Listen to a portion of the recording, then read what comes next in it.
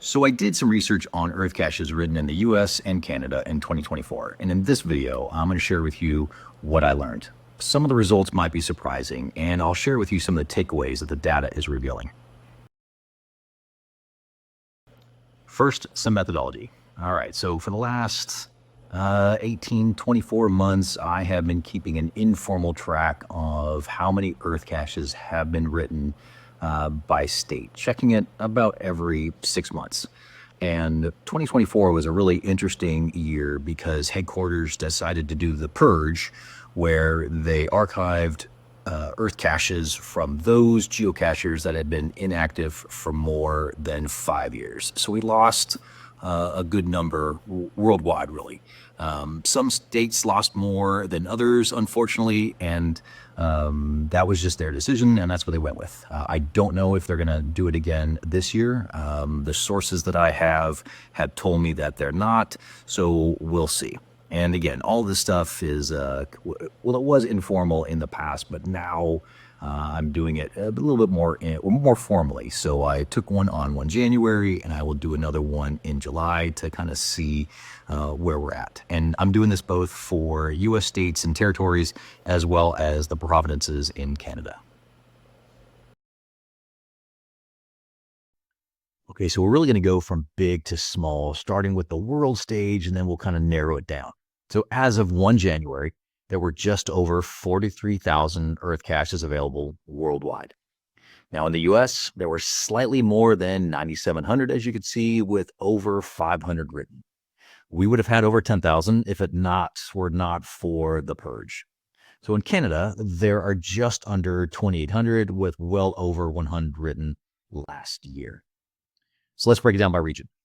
Here you can see that the total number in each state, so how many were written in 2023, and then compare that to how many were written in 2024.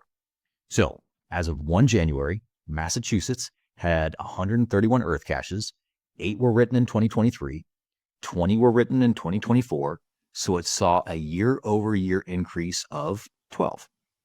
Some states, as you can see, had no increase from year to year, and then some states had a decrease in the number that were written between 2023 and 2024. Of note, this doesn't mean that a state lost any, although that's possible because of the purge. The data is simply showing us the increase or decrease in the number or the amount written.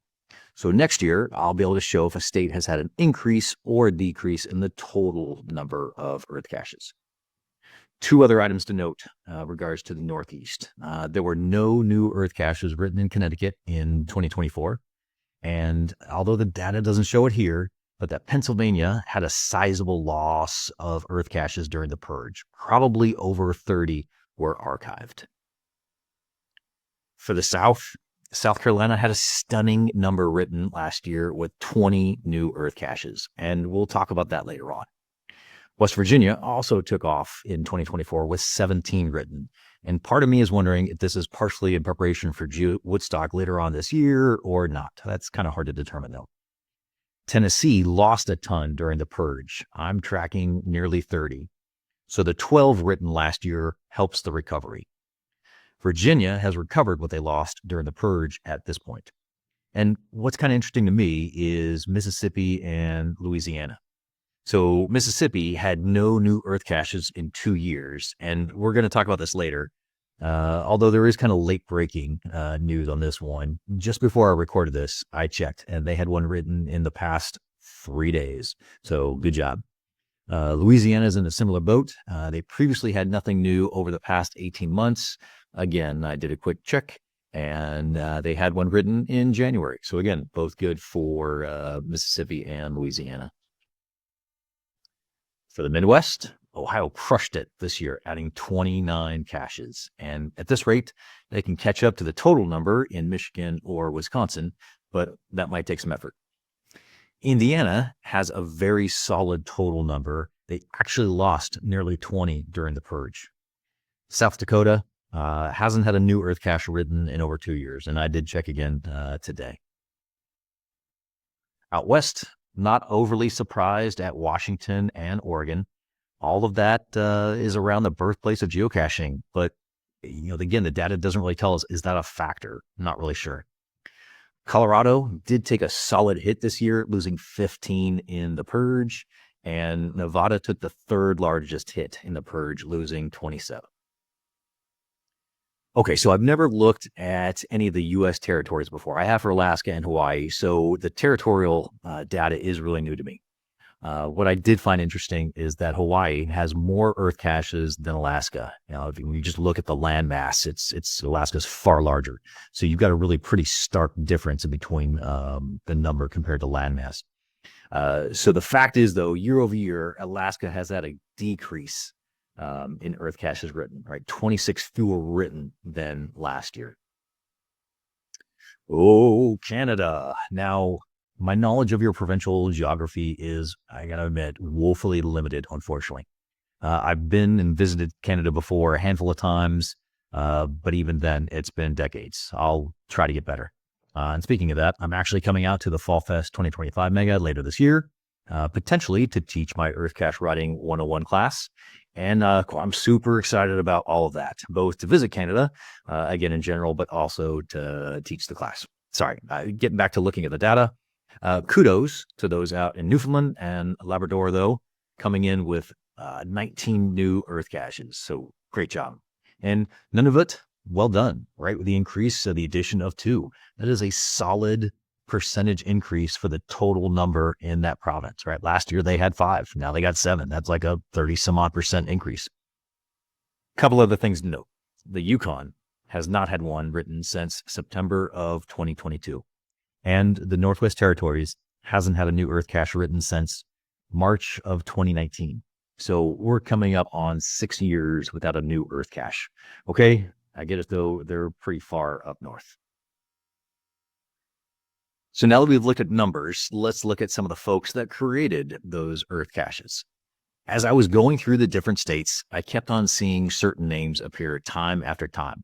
So I had the thought, I figured that I would determine who the top Earth cache creators in the US and Canada were. Here you see that Matthew Cat clearly took the lead with 56 created, and of note, 21 of those were created outside the US, but he still had 35 created inside. And for all these folks, really want to thank you for all the time and effort that you put in creating those Earth caches for the rest of us to go find.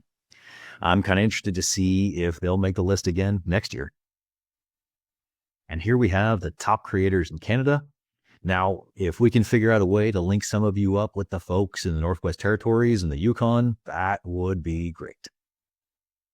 All right, so circling back to those areas that have not seen an increase in at least a year. All right, so obviously Louisiana and Mississippi, they won't be on the list next year because they've each had at least one created so far this year. And for all of these states, if you feel that I'm calling you out in some way, shape, or form, that's not really the intent, but maybe it'll help with my next slide. So now that you've seen the data, now the next question is, what can we pull from it? And that's kind of a hard question to answer. I'm not a super smart data guy, but I work with a number of folks that are.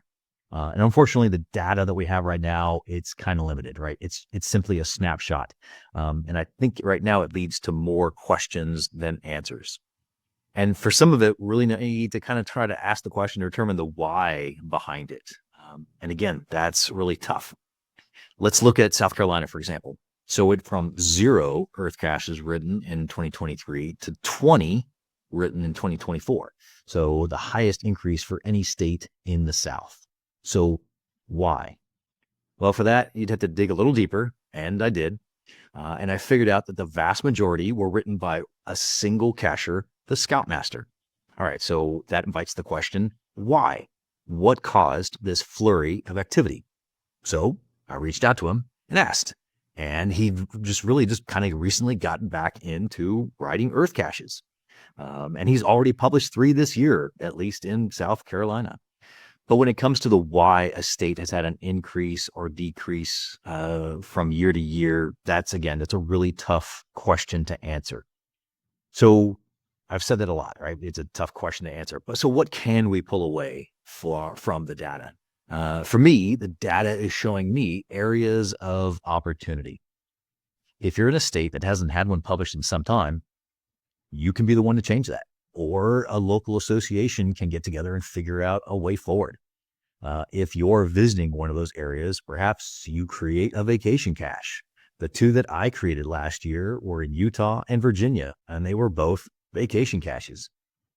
For me personally, some of those areas represent areas that could benefit or may benefit from my EarthCache Writing 101 course.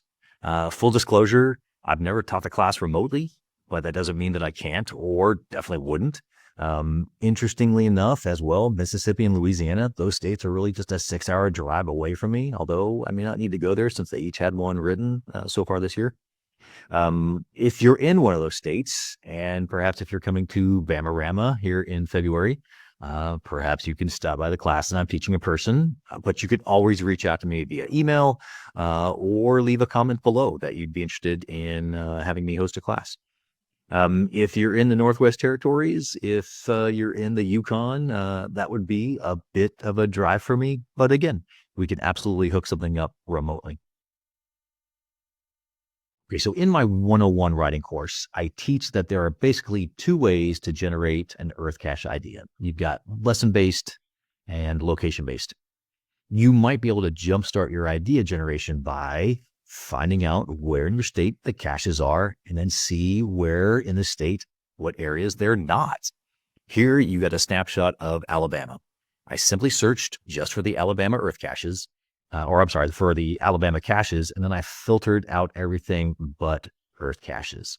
So right now I can see potential areas of opportunity, right? Everything in that green area doesn't have an EarthCache, so maybe I can focus my attention on there, right? You can't tell me that there isn't any geology there, but now you've got to do some research.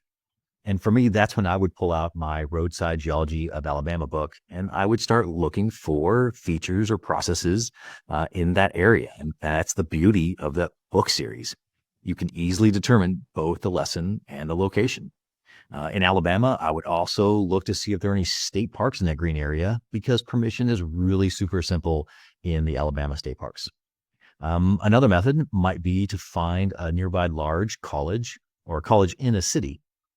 So you can search for any colleges or universities and see if they have a geology department. You can reach out to them and tell them what you're trying to do and see if they have any ideas, can point you in the right direction. So for Alabama, we've got Mobile down in southern Alabama. It has the University of South Alabama, which has a geology department. And then you've got Tuscaloosa, just north of that green area. It has the University of Alabama, and other things. So there's a ton of resources, out there just waiting to be kind of asked and see if they can help out. Okay, so here you see the state of Mississippi. I did the same thing, right? I filtered out so I can only see the EarthCaches, and now I can see all of the areas of potential places for EarthCaches. Of note, I did not update this slide with the latest published EarthCache.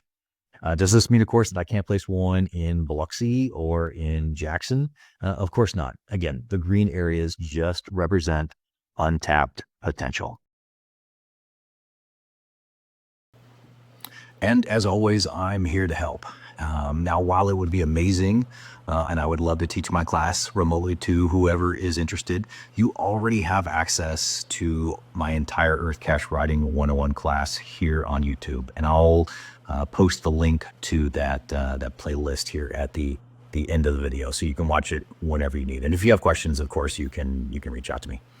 So now I'm interested to hear what you think. What data did I miss? What data should I be capturing for the next time? Did I miss a takeaway? Did you have a brilliant idea for how we can get more EarthCaches out there on the game board? Let me know down below in the comments.